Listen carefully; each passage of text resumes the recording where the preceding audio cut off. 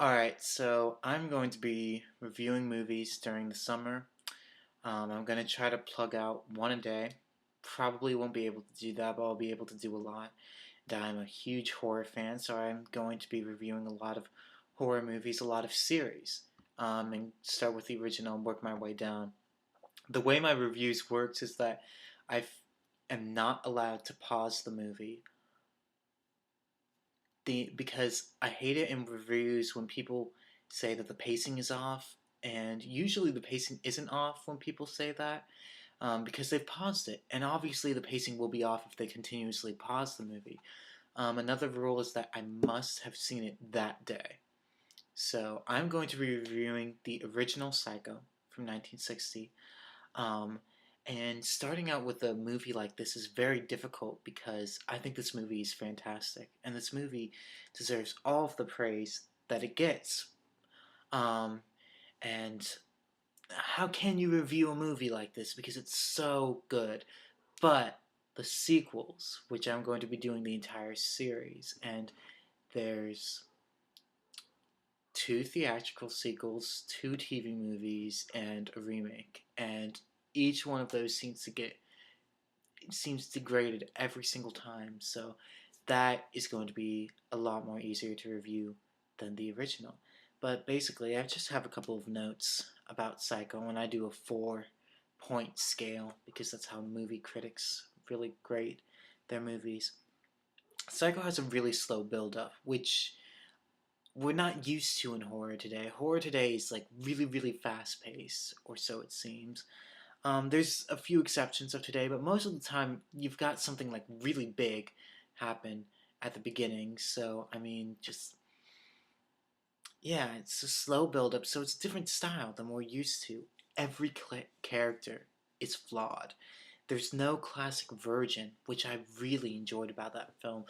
Um, our first main character, Marion, she's sleeping with a married man, and you just can't believe it. I mean, you wouldn't see this in Jamie Lee Curtis's character in Halloween. You wouldn't see this in Neve Campbell's character in Scream. People thought she was flawed. No, this girl is flawed, but she's still a good person. So the ability to make her so flawed but still sympathetic is really impressive, especially in that day. That was a really gutsy thing to do back in that day. The movie takes its time. Even after, like, the infamous shower scene, which we all know, it still takes its time to get us to the next place. It's not one to rush through anything. The movie's it's slow, like, the entire time, but you're engaged throughout the entire thing. Death total, we only see 2 deaths on screen.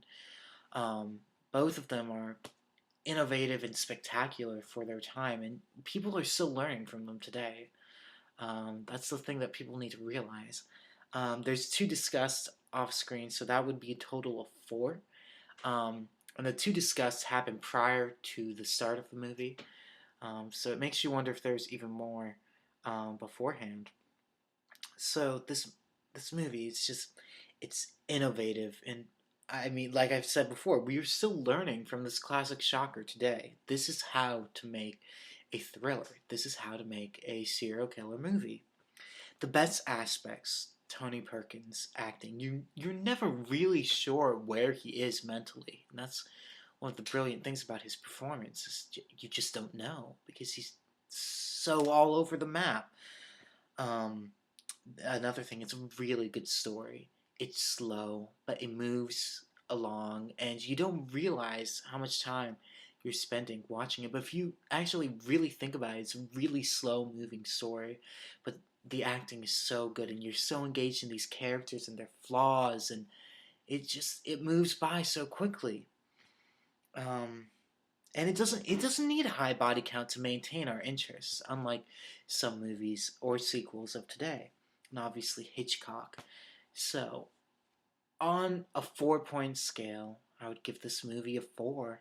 I mean, how could you not? It's one of the greatest thrillers, or I would call it a horror movie personally, ever made. And I challenge anyone who denies that.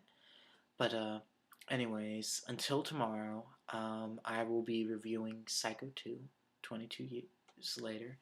But for now, Psycho is an extraordinary picture, and I do highly recommend it. I think everybody should see this movie. If you are a movie lover, you should see this movie just to study it because it's worth viewing. It costs under $1 million, and look at how much money it made and how influential it is 50 years later. Until next time, peace out.